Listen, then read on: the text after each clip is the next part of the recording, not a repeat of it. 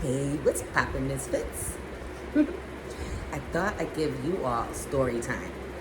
And this story time is going to be called Single Mom. Single Mom. Yes, that's what this story time is going to be about. So, I want to start from the beginning and then speed it up, okay? Because now my single mom that I'm going to be talking about is me. And if you have any questions about my single mom story time that I'm probably gonna wind up missing to add to my story, you can go follow that in the beginning of my YouTube because I've already talked about certain situations. Okay? So I want to start by my first son. I was 18 when I had my first son, right? And as you all know, I maxed out of DCF care.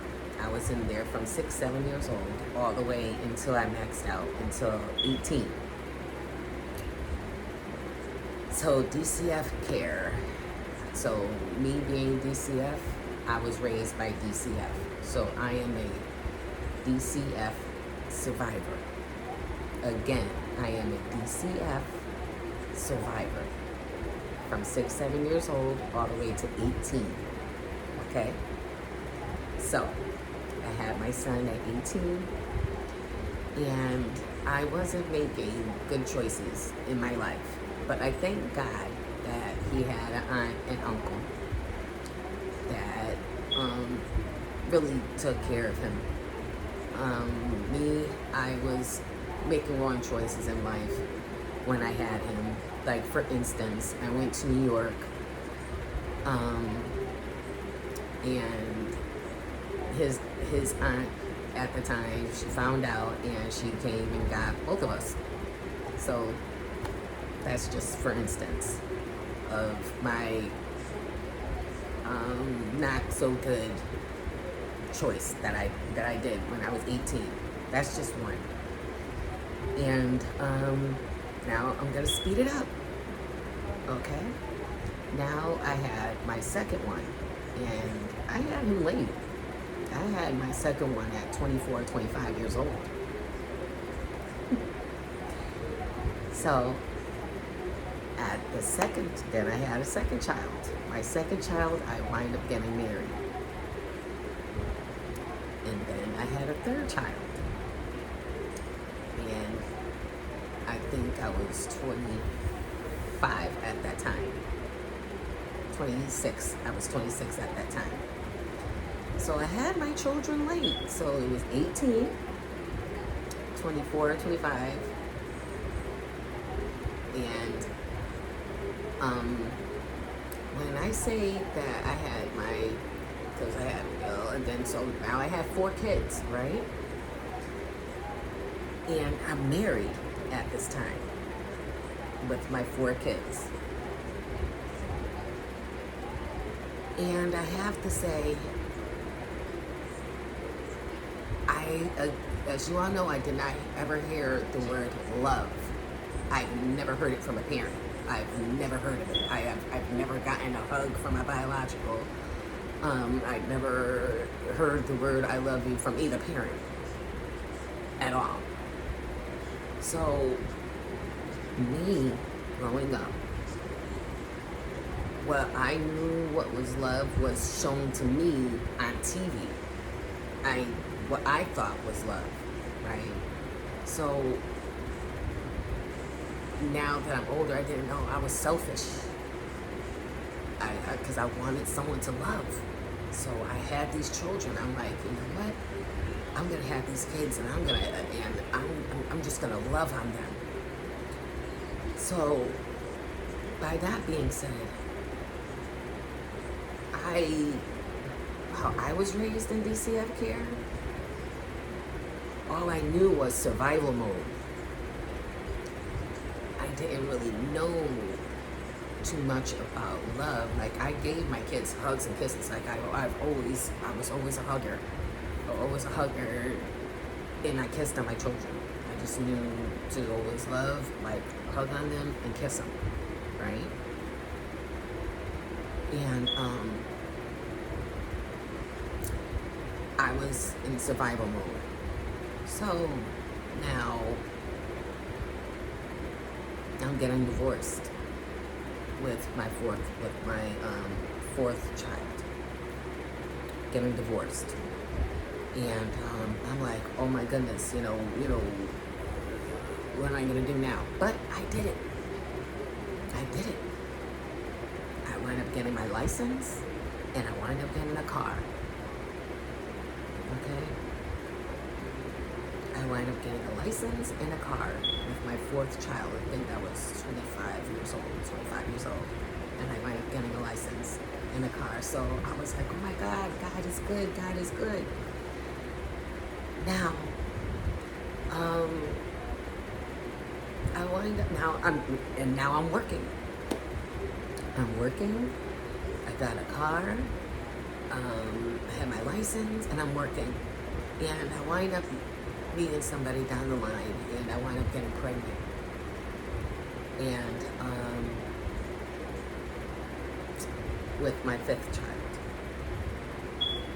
This one's a little bit different because I prayed to get pregnant. I wanted this child. But I have to say, I should have prayed for a healthy baby along with the child. I should have prayed for a healthy baby. That's what I should have done. But in the name of Jesus, I know where he's at. I'm okay. So, now, I moved from the town that I was in, and I moved to another town, okay? This is just me and my 4 children by ourselves, okay? I'm still working. Still got a car. My license is still working. And we move out of town to my old town. And I'm working, whatever. And I bump into my ex. And my ex was my best friend. That we've been engaged 2 times. But here's the thing. My ex,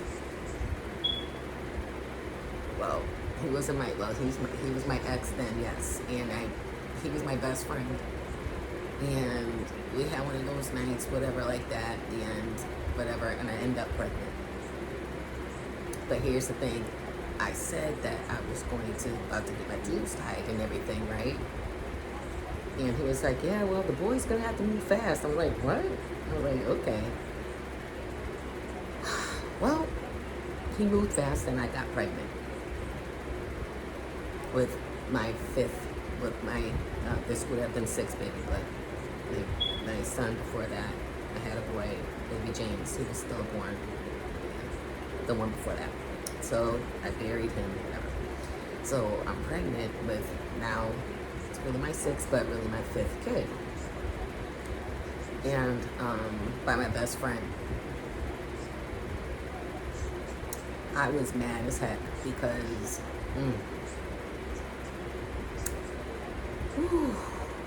I don't want to tell all the business, but I'm going to have to so that we guys can get a better understanding. I had gave him a condom to put on. Yes, I'm saying it. I had gave him a condom to put on.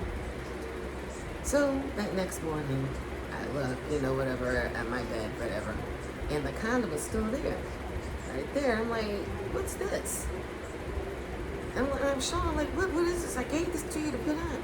He was like, I said, yeah, well, I'm pregnant, just to be saying it. And we both laughed, have a kiki, and guess what? I ended up pregnant.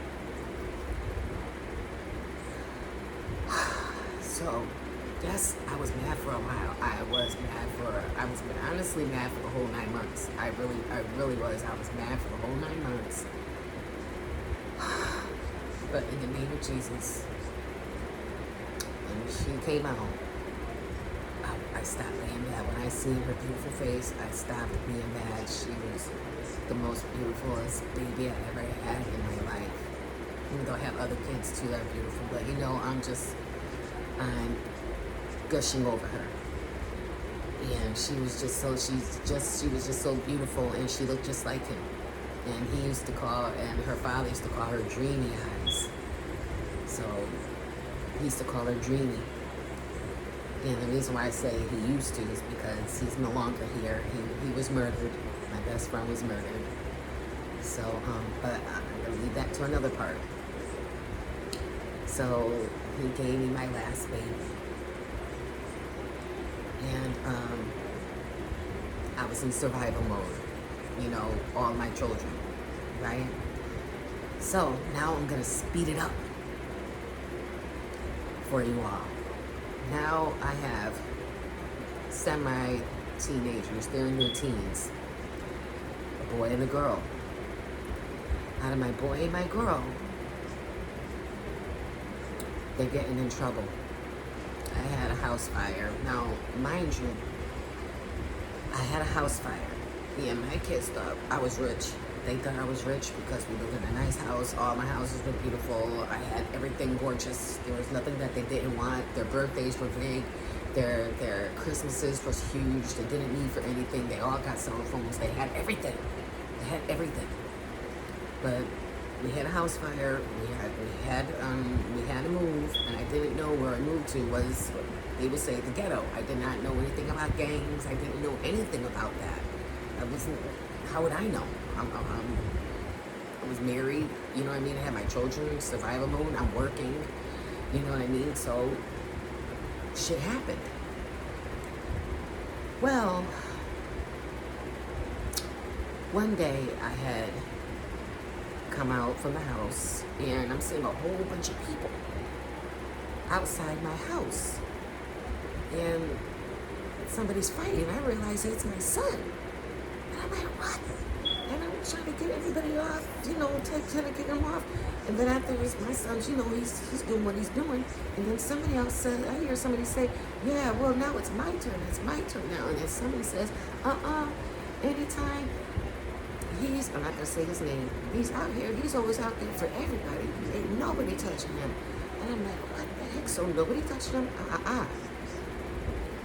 So I'm not knowing that this was gang stuff. My son wasn't in a gang, but it was gang stuff. He was helping other people get off of.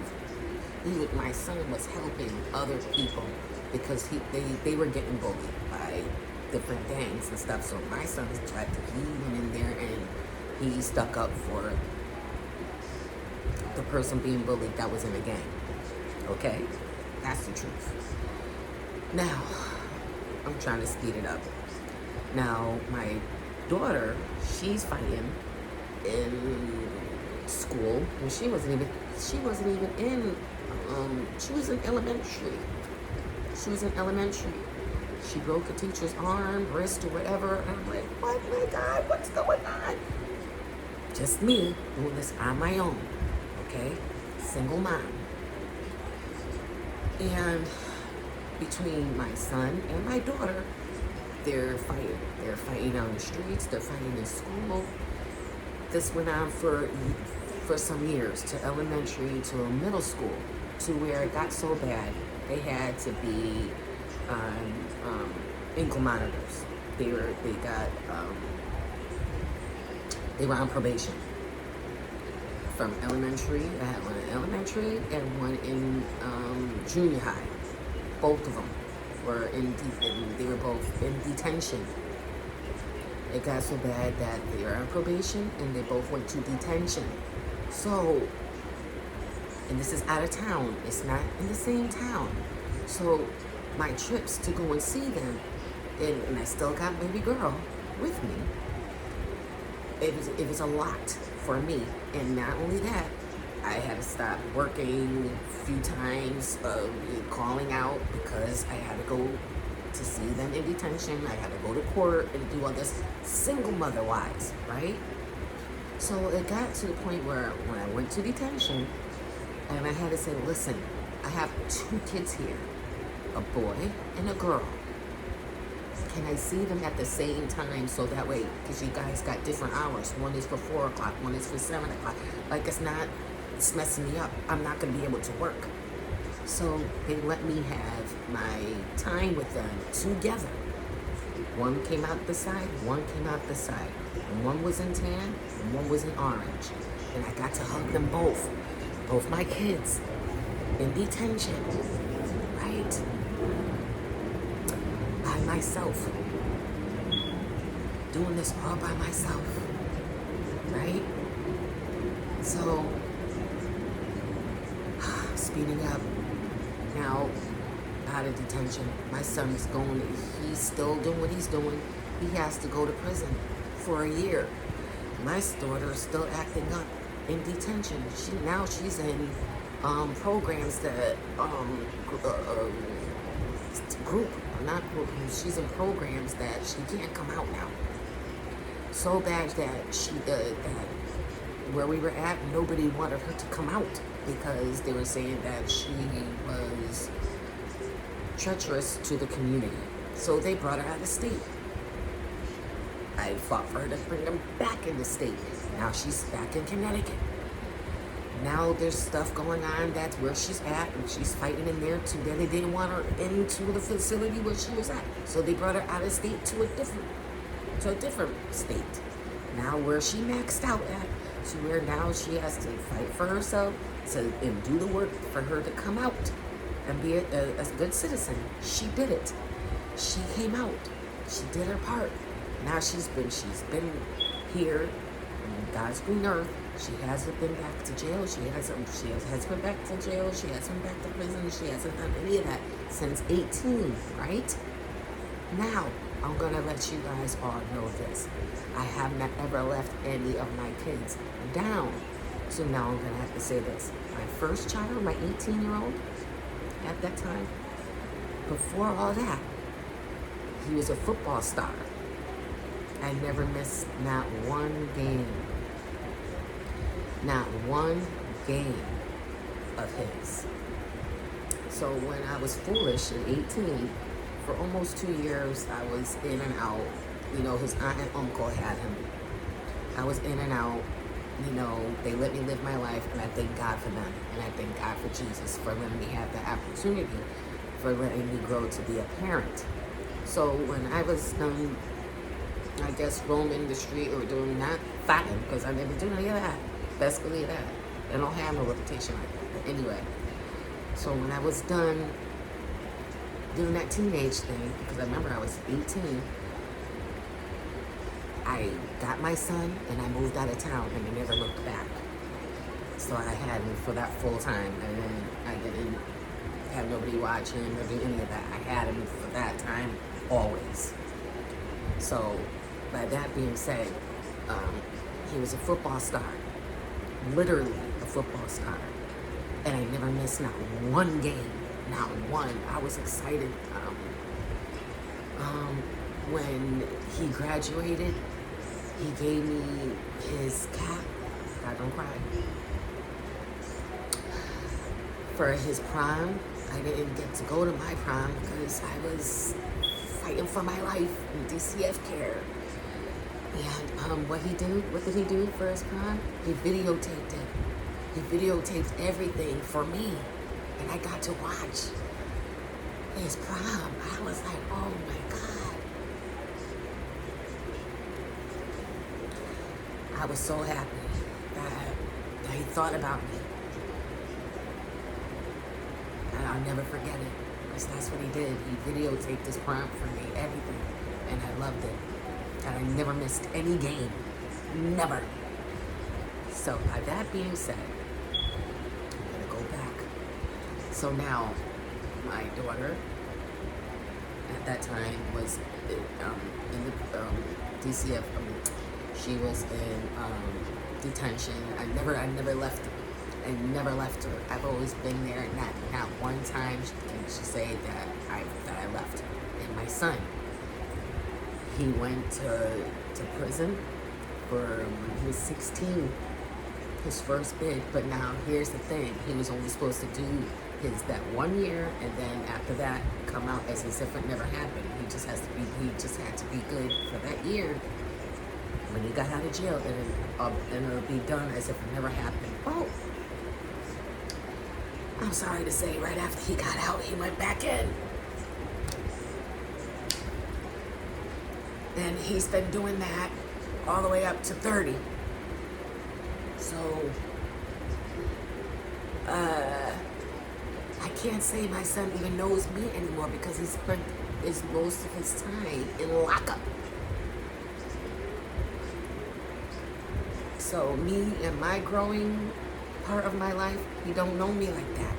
Because the time when he was out, he got into a relationship. The time he got out, and he wind up having 2 kids. Okay? And with those 2 kids, he had them with Ashley McNasty. And Ashley McNasty, you guys know, is not a nice person. She grew up with parents who don't, well, one of the parents, I love the father. The father is, I love him. Ashley McNasty's father, I really love him. There's nothing that you can ever say to me about Ashley McNasty's father. Ooh, if he ever said that he needed me, I got his back. But Ashley McNasty's mother, anyway. So he chose that side, and as he should. I'm not mad at it. He chose that side, and that's it. So now I'm just gonna say my part of this. I've always been there for my children. Always. As a single mom, I have always been there. Always. Now, I want to say this. I was struggling. I didn't even know I was depressed. I had no idea that there was something wrong with my heart. I didn't know that. When my children would go to school, I dropped them off. I cried my behind off in the room, do whatever, and cry my eyes out, pray to God every time. But by the time when the kids came home, I was Betty Crocker. Dinner was already made, snacks, everything, as if it never happened. That's what I did. I never showed them that I was depressed. I didn't even know the word depressed. I didn't even know that's what that was until just, now as an adult. I did not know there was anything wrong with me. All I knew was survival mode. I was always in survival mode and working in survival mode. Now, I knew something was going on with me because when I was working one time, they were, one of my bosses, which I was the shift leader for at my job, and I was teaching my boss's brother my job, right? Because, well, it was my job because I was shift leader. I was going to different places, and I was working there. If they need me to go there, whatever. So I was teaching the boss's brother, whatever. But they kept making black jokes. So, and I said, cut it out, whatever. Told the hire, to the whatever. Nobody didn't want to do anything. So I couldn't control myself at that time. So something happened, and for me, I wound up doing something, and I left. I was like, ooh, I was out of control. I could have handled it better, but I didn't handle it better. So I told my kids, and my kids were like, "Ma, well, you're not black." This, and I was like, look at this, because they're young. They just know that I'm Hispanic, and anyway, at that time. So I'm like, all right. So another incident is going on to where I'm not being able to control how I'm feeling inside. Not physically wise, meaning not physical, it wasn't that. I couldn't control myself to where now I'm hiding in my room. I'm locking the door, and I'm crying in there, and now I can't come out because I don't want the kids to see me depressed and I'm crying. And I knew that there was something going on with me. I just didn't know what it was. Because all my life, I just knew how to be in survival mode. I gave my kids what I thought was love, okay? With the hugs and kisses, birthdays. I even took my children to Disney World. They didn't even know that they were going. I picked them up at elementary school, at their elementary school. I had bought all their clothes, shoes, everything, rented a minivan, made food, and at the time I was married. I'm not even talking about that part. Made food.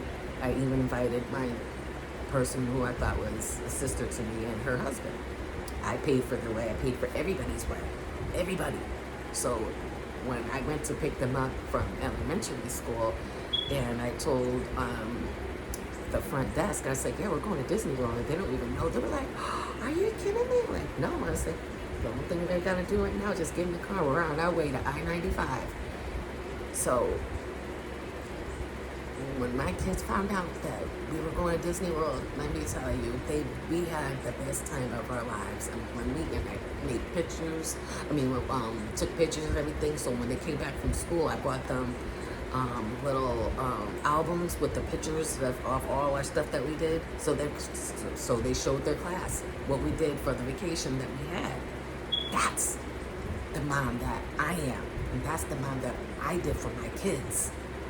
Now, somewhere along the line, right? Somewhere along the line, do you not know that I cannot call not one of my kids today? I can't even call not one of them, and they'll pick up the phone for me.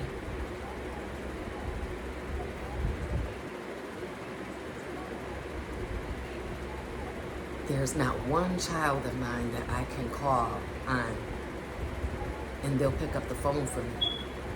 I can't even call them. 2 of them, I don't even have their number. And the other ones, they don't pick up the phone for me. I couldn't even call them for help if I needed it. So somewhere along the line, I messed up. Somewhere along the line, I messed up, and I don't know where.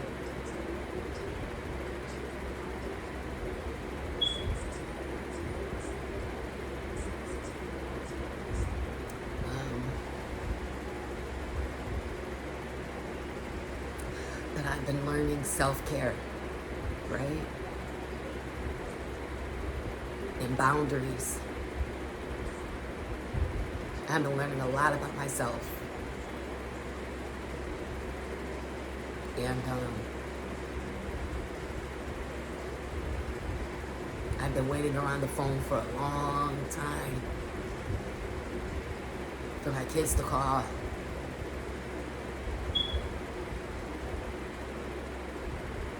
But it never happens.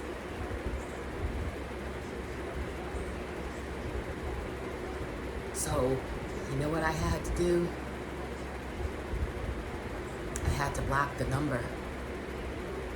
I had to block their numbers, the ones that I do know, so I could move on with my life and not wait by the phone.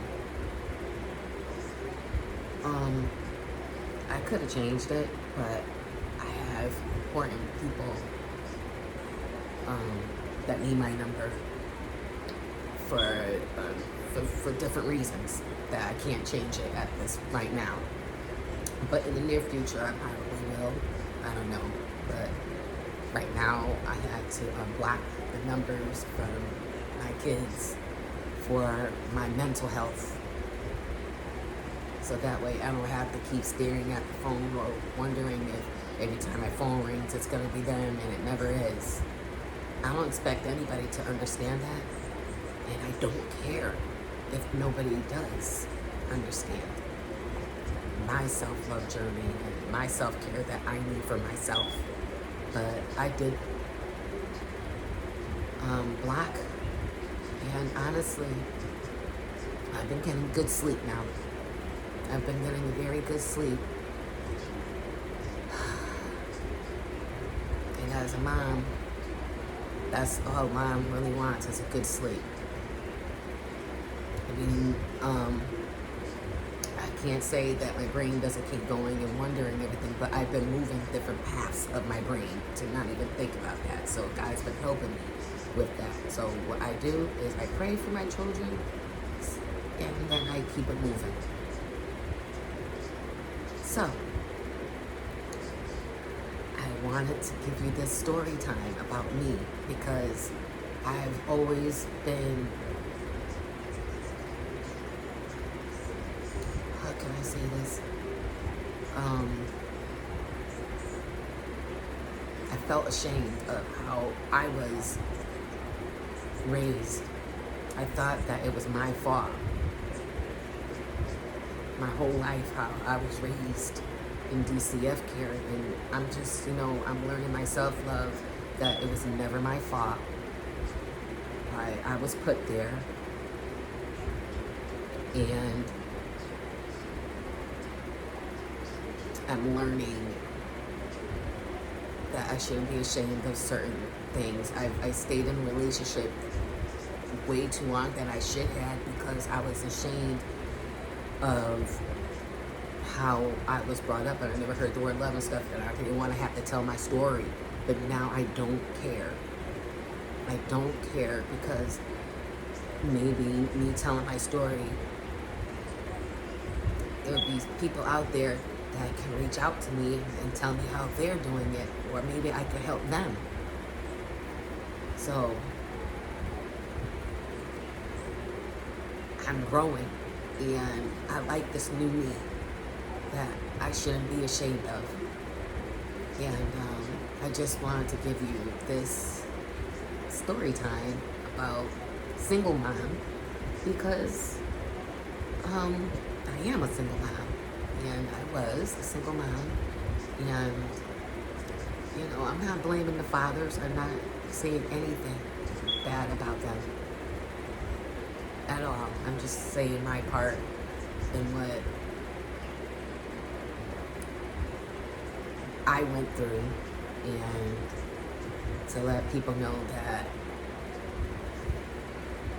I'm helping myself, and it's never too late to help yourself. So, that's about it. I just wanted to give you my self-love journey, self-care, single mom story. Anyway, this is the Black Diamond Misfit. This is my story, and I'm the only one that can tell it. Bye.